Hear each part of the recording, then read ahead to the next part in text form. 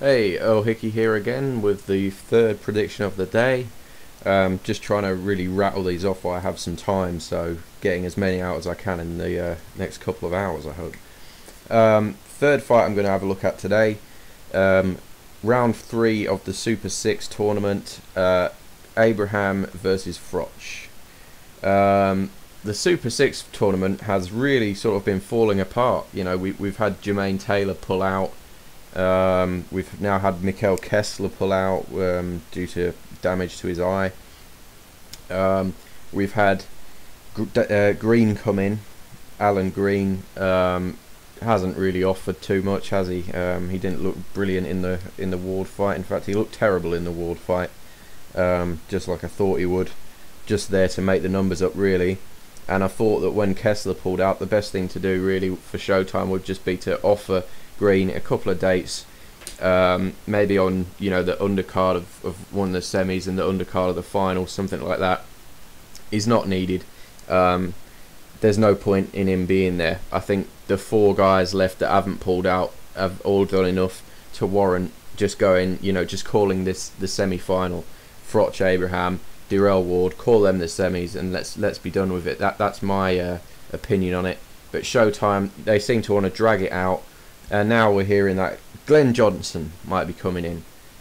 Oh, well, that's brilliant. I have nothing against Glenn Johnson, but what's the point? The guy's what is he, 41 years old, 41-year-old light heavyweight? He's probably older than 41, in fact. But, lost his last fight to Tavoris Cloud. Yeah, he looked okay in there, but why is Glenn Johnson in the Super 6 middleweight tournament? I don't understand the point of him being there. He's not a super middleweight. He's not particularly relevant anymore. Sakio Bika would have made more sense. There's a couple of fighters out there that would have made more sense. But really, I just think they're drawing it out needlessly with this. Green versus Johnson. It's a decent fight, but I just don't understand it. I mean, look at this for example. Say if Andre Dirrell loses to Ward in his next fight, which looks fairly likely, and say either Green or Johnson knocks the other one out, that means we're going to get Green or Johnson in the semis over Andre Dirrell, and I just don't think that's right. Dirrell deserves better than that. Same thing could happen if Carl Froch, say, if he loses to Abraham, he could be out.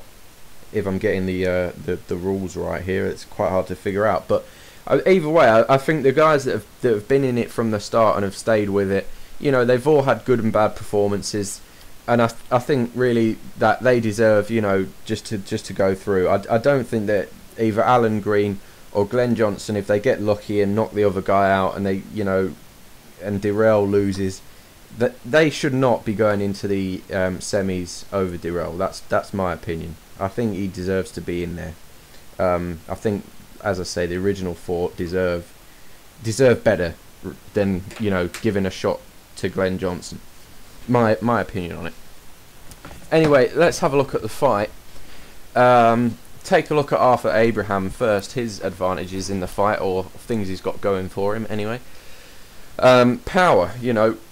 You think power these days, you think Arthur Abraham, one of the hardest pound for pound punchers in boxing. He has shown his power up at this division. He iced Jermaine Taylor. Then he demonstrated his power in the Andre Dirrell fight. Very, very strange ending to that fight, but sort of clipped him when he was down on a knee and knocked him unconscious. Some people say Dirrell was faking. I don't know if that's true or not. You can't really tell. I'm not a doctor, but he didn't look like he was faking to me. Abraham definitely power going for him against pretty much anyone. He's going to have the power advantage. He also has a slight hand speed advantage to Carl Froch. Might be actually related to the fact that he's throwing shorter punches, because obviously shorter fighter, smaller fighter throws the shorter punches closer up. Seems to have a little bit of a hand speed advantage. Nothing major, but just that slight edge. Very, very good chin. although he was knocked down twice, actually, I'd say, by Dirrell. One was ruled a slip. I think they were more balanced knockdowns, and the fact that, you know, Dirrell was so speedy, you know, more than Dirrell actually literally clubbing him to the floor. It wasn't those sort of knockdowns. It was flash knockdowns.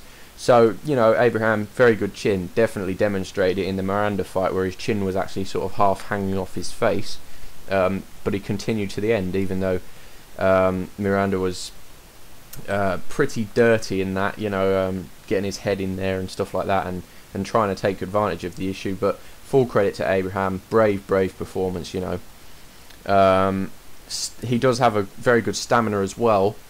That's an advantage, but actually that sort of segues into some of the disadvantages of Abraham, because one of the reasons that he has good stamina and he lasts into the end of the fight is because he's a lazy fighter, and he only really fights, you know, half a round or less. It's very typical of Abraham to get into his guard, you know, and basically just snooze through the first 90 seconds, taking whatever comes his way. Then about halfway through the round, you know, his corner ring a bell or something like that, and he wakes up out of his slumber and starts throwing punches. So this is a disadvantage for Abraham, because of, you know, all an opponent has to do to beat Abraham is to tee off on the target that isn't doing anything for 90 seconds, you know, hit the bag for 90 seconds, and then get out of the way or tie him up. You know, that's how you beat Abraham. You win the first 90 seconds and you survive the last 90 seconds. Dirrell did an excellent job of it until, you know, he got caught. He's also smaller than Carl Froch. You know, he's, well, not smaller, shorter, sorry, I shouldn't say smaller. He is a big guy, wide guy, you know, big strong man, but he's shorter, you know. In certain fights that can be an advantage or a disadvantage. We'll have to see how that plays out in this fight, you know. As I say, he has shorter arms, so he's got those short, sharper punches. You know, if he can get underneath Froch and come inside, being shorter can be an advantage, can be a disadvantage. We'll have to see how that plays out. He is one-dimensional as well, as I say. I don't think I've ever seen Abraham fight any differently to the way he usually does, which, as I say, shell up, walk around the ring like a heavy bag for 90 seconds and then start throwing bombs. That's the way he fights. Whether he can do anything different remains to be seen. I mean, can he come out, you know, blistering and throwing punches from the start? And if he does, will he be gassed out halfway through the fight? We don't know. You know, I personally haven't seen Abraham's entire career worth of fights, but I've never seen him really fight that differently to the way he always seems to fight. So that's what Abraham's got going for him and going against him. Have a look at Carl Froch. As I say, he's taller. Advantage or disadvantage, there's a question mark over that. It all depends on the styles. It could be an advantage, but it depends how Carl Froch fights. If he chooses to lean back and jab from the outside, you know, and he's got the movement to fight that kind of style, questionable, then it could be an advantage. If he decides he's going to stand half a foot in front of Abraham and trade with him, it'll be a disadvantage because he's got much longer arms. Abraham will just be, you know, throwing those short, sharp punches, and Carl Froch will be trying to untangle himself from the mess he's getting him with his long arms, you know, and he'll be getting torpedoed by the Abrahammer. So it could be an advantage, could not be. Again, we'll have to see. Froch has got decent power. He's not got one-punch knockout power. I don't think he's got half the Abraham power, but he's telling. It's a little bit like Antonio Margarito style, you know. The punches add up, and it's the sort of thing where, to start with, you know, you might actually think, oh, you know, this guy doesn't actually hit that hard, but after you've taken 10 or 15 of those same shots, you're thinking slightly differently. It adds up, and Froch's whole style is to try and hurt you early, soften you up and get to you late. That has been his style, you know, basically since he won his title. He used to be a little bit different back in his domestic days. Used to use the jab a little bit more, actually used to box a little bit more, but since he's got on TV, he's got that crowd pleasing style, you know, and he's trying to become sort of a pressure fighter. Carl Froch good chin. You know, he was put down by Jermaine Taylor, but Taylor has underrated power. You can ask Kelly Pavlik about that. You know, Kelly Pavlik, very, very good chin.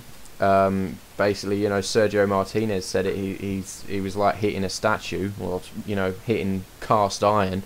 And Taylor definitely had Pavlik rocking and rolling down on the floor. You know, running across the ring, in all sorts of trouble. So Taylor can bang, and he's fairly quick. He's fairly accurate. If he cracks you on the chin, he can hurt you. So Carl Froch, good chin. You know, not all-time great chin. He can be hurt. Something else about Carl Froch, he's always had very good stamina, but actually it seems to me like his stamina's going a little bit.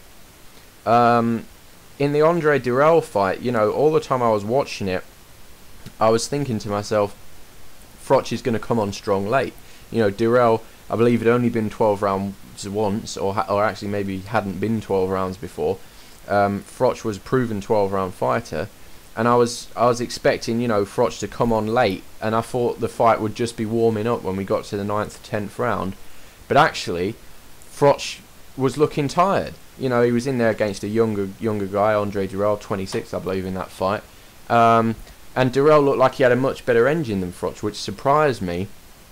Also, in the Kessler fight, at certain times, when I thought Froch actually hurt Kessler, and if you watch my previous video, I did predict Kessler would win a decision, as he did.